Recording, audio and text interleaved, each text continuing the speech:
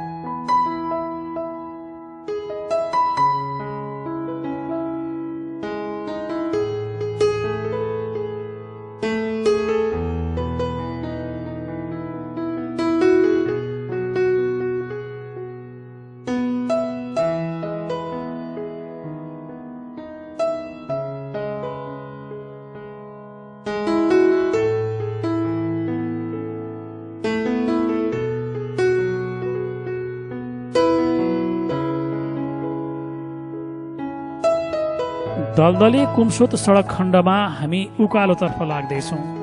जेठको महिना भए पनि मौसम चिसो छ। हरिया छन् पहाडी पाखाहरू र यो यात्राको साक्षी बनेको छ देवचुली पहाड र हामीलाई चिहाएर हेर्दैछ बादलको घुम्टोबाट। साँच्चै प्रकृतिको यो छटा निकै सौन्दर्यपूर्ण रहेको छ।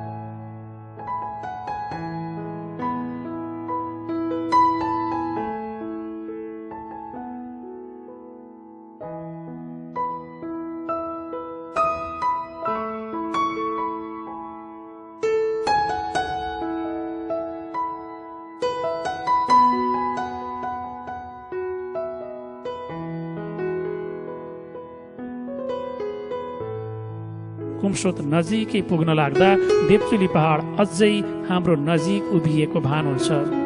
सँगै लमतन्न परेका पहाडका श्रृङ्खला। कुमसोतसम्म त बाटो सजिलै थियो।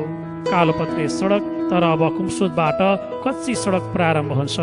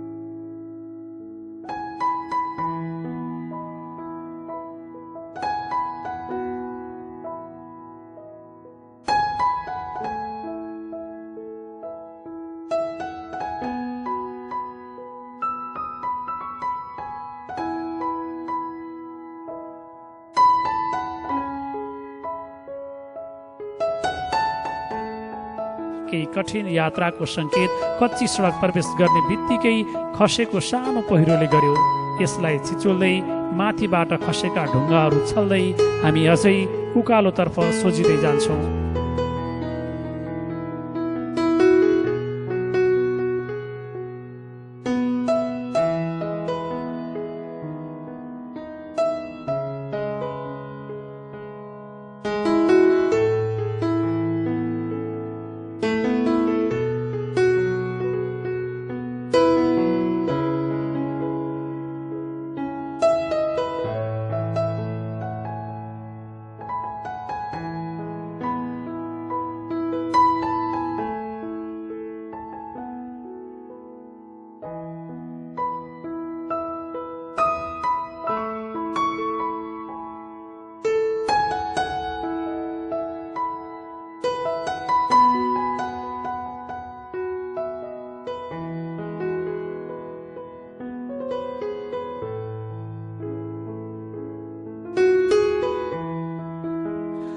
बाटोमा आउने जानेहरू पनि छन्। अप्ठ्यारो सडक यातायातको असुविधा र पनि यसै गरी यो बाटो वारपार गरिरहेका छन् यहाँका बासिन्दा। सानो गाडी, धेरै यात्रु, जोखिमपूर्ण यात्रा।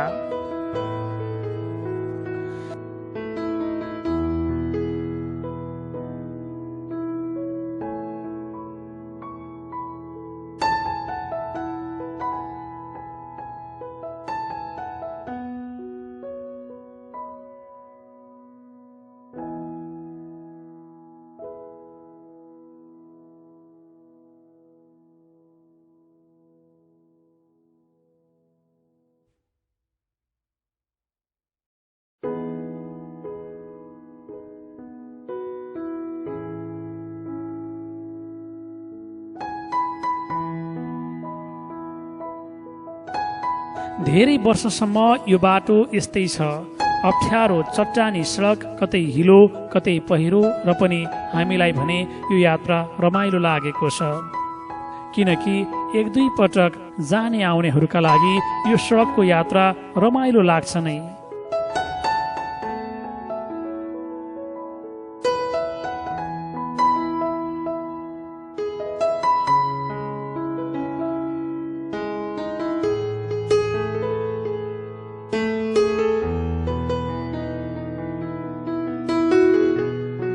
तर जो जीवन खोजिरहेका छन् यी पहाडी पाखाहरूमा, यो पहाड उनीहरूका लागि कठिनपूर्ण छ।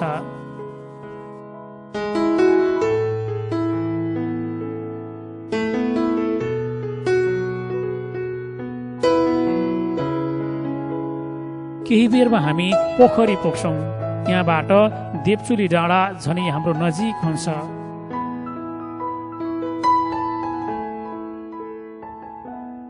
तर हामी समीप आएर हुन सक्छ लाजले देवचुली पहाड बादलभित्र लुकेको छ र यहीबाट सडकका दुई मोडहरू आउँछन्, बौद्धिकालीतर्फ र बोलिङटार छुट्टिने गरी। हामी बोलिङटार तर्फको बाटोतर्फ लाग्छौँ।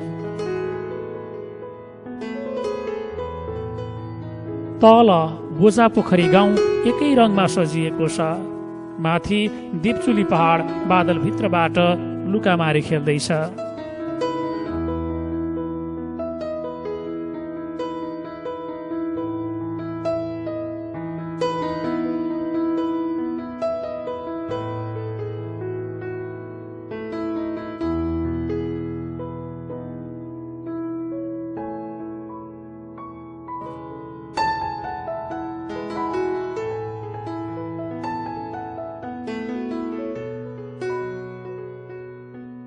कुनै बेला हामी पनि हराउँछौँ बादलभित्र। साँच्चै निकै रमाइलो मौसम।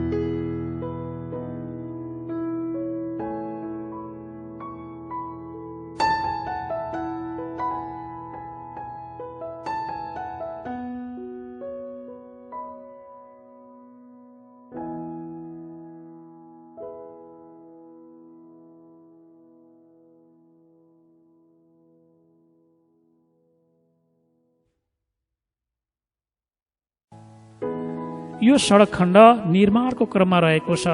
ठाउँ ठाउँमा जेसीबीको प्रयोगले बाटो बनाउने काम चल्दैछ। यो बाटो आशा गरौँ चाँडै यो मर्मत गर्ने काम बाटो भइरहेको राम्रो हुनेछ त्यति बेला। अनि यात्रा सहज। बनाइराखेको हो। यो कटिङको काम भइरहेछ। कटिङ काम यहाँ कटिङको काम पनि सँगै चलिरहेको छ।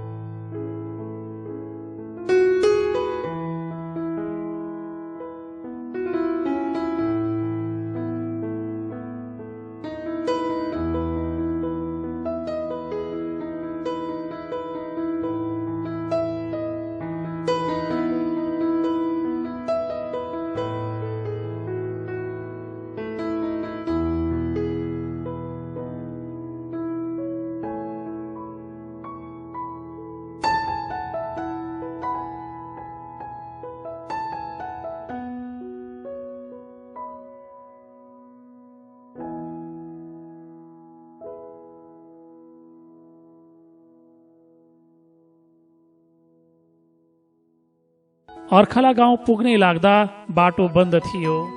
विश्वव्यापी रूपमा महामारीको रूपमा फैलिएको कोभिड-19बाट बस्न गाउँमा आउनेलाई अनुमति बिना प्रवेश दिएको थिएन। हामीले भने आफ्नो परिचय दियौं अनि अनुमति लिएर अघि बढ्यौं।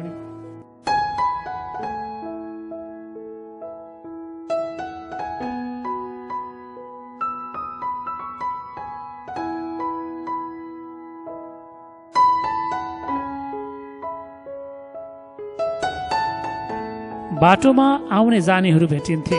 सरल गाउँको परिवेश, कोही घाँसको भारी बोक्दै,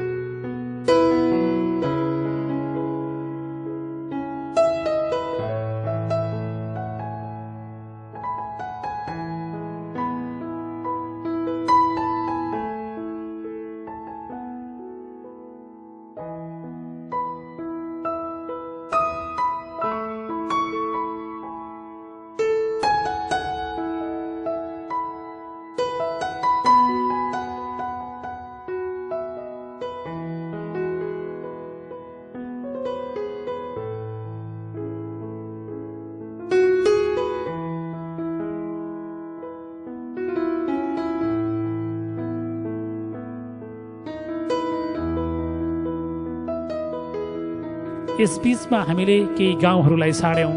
बुलिङ नजिक हुँदै थियो र हामीलाई बुलिङटार गाउँ प्रवेश गर्न स्वागतमा थियो झोलुङ्गे पुल। वरपर धान हरियो भइसकेको थियो।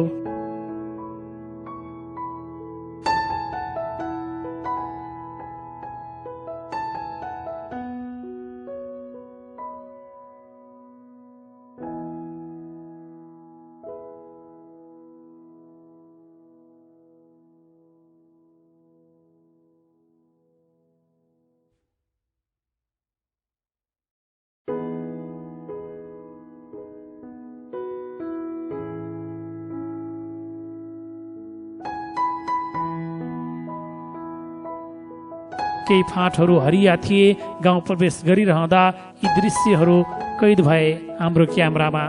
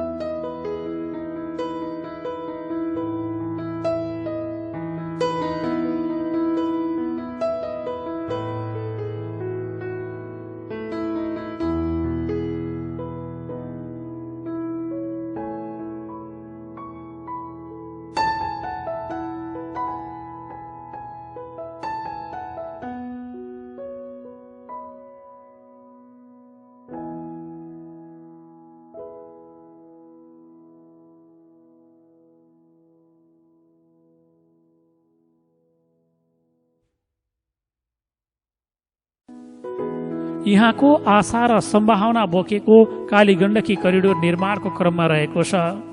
पहाडी क्षेत्रका धेरैको अनुहारमा केही खुसीको धर्साहरू कुद्थे भने यही करिडोर थियो। यसको निर्माणले यहाँका बासिन्दाको जीवन बदल्न सक्छ भन्ने आशा छ र त केही खुसी पलाएको छ यहाँका मानिसहरूमा। यही बाटो हुँदै हामी बुलिङटार गाउँपालिकासम्म पुग्यौं।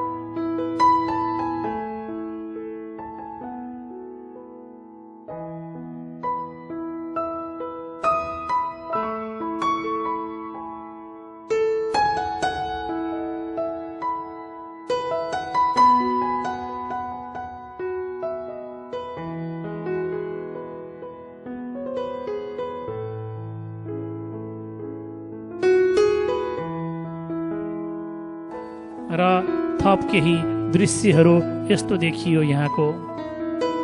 यसरी हामी दलदलेदेखि बुलिङचारसम्मको यात्रा सम्पन्न गर्यौं र फेरि फर्कनु थियो दलदले।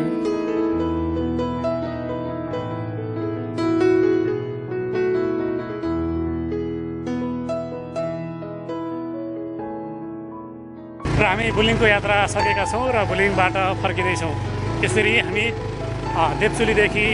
देवचुलीको दलदलेदेखि बुलिङसम्मको यात्रा गरेका छौँ र आज यो बुलिङको यात्रा सकेर हामी फर्किँदैछौँ। यहाँहरू सम्पूर्णलाई धेरै धेरै धन्यवाद दिन चाहन्छौँ यो यात्राको भिडियो हेरिदिनु भयो यसका लागि। र हामी फर्कने क्रममा पनि रहेका छौँ र बुलिङबाट हामी फर्किने चरणमा रहेका छौँ र बुलिङलाई हामीले पछाडि छोडिसकेका छौँ। निकै रमाइलो यात्रा पनि भयो। खास गरेर यो पहाडी क्षेत्रको बाटो पनि हो। यहाँहरूले भिडियोमा पनि हेर्नुभएको छ, कतिपय ठाउँहरूमा निकै अप्ठ्यारो पनि रहेको थियो। स्तरोन्नतिको क्रममा पनि रहेको छ र आशा गरौँ चाँडै यो बाटो सहज बन्नेछ र पुनः यहाँ आवत जावत गर्नका लागि सम्पूर्णलाई सहजता हुनेछ। हामीले यो अपेक्षा र आशा गर्दछौँ। विभिन्न ठाउँमा बाटो निर्माणको क्रम पनि चलिरहेको छ र स्तरोन्नति गर्ने क्रम पनि चलिरहेको छ। वर्षौँसम्म निकै जीर्ण अवस्थामा रहेको यो बाटो चाँडै नै निकै सुन्दर बन्नेछ र यो यात्रा आगामी वर्षमा निकै सहज बन्नेछ भन्ने विश्वास लिँदै पुनः एकपटक यहाँहरू सम्पूर्णले यो भिडियो हेरिदिनु भयो। यसका लागि यहाँहरू सम्पूर्णलाई धेरै धेरै धन्यवाद दिँदै हामी बिदा हुन्छौँ। हस् त, धन्यवाद।